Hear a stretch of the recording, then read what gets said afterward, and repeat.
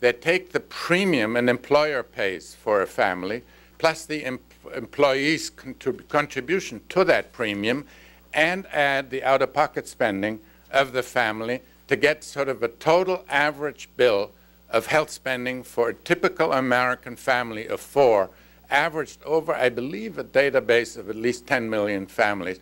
So this is a very interesting number. And that grew from, I think, I can't read it, but I remember something like 8,114 to something like 16,700 now. And it'll be 18,000 next year at 8%. And the average compound growth rate was 8.7%. Now, trend line in Massachusetts, we heard, is even above that. So a rule of thumb is it doubled. Health spending for an average American family tends to double every decade. So double 18,000 and you get 36,000, right? That's what we're talking about. 10 years now is for an average American family of 4.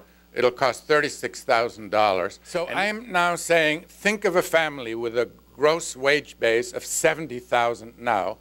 Gross wage base to economists mean the total debits to a payroll expense an employer makes. So prior to any fringes paid by employer and employee, prior to any taxes paid by either, and then, of course, the livelihood of the family comes out of that too. So that has grown in the past decade about 3% per year.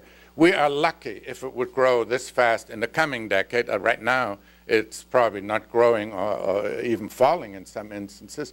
But I am trying to be upbeat here. Let us not think we're in Massachusetts. Let's think the trend line is only 8% per year, and based on $18,000, and then have a look what'll happen to this family. So as I recall, the baseline, the wage base of 70,000 will grow at 3% to 94,000 10 years from now.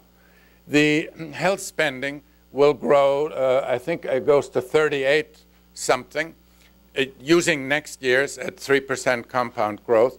And then I get that 10 years from now, 41% of that family's wage base, that is before fringes, before anything, will be set aside just for health care.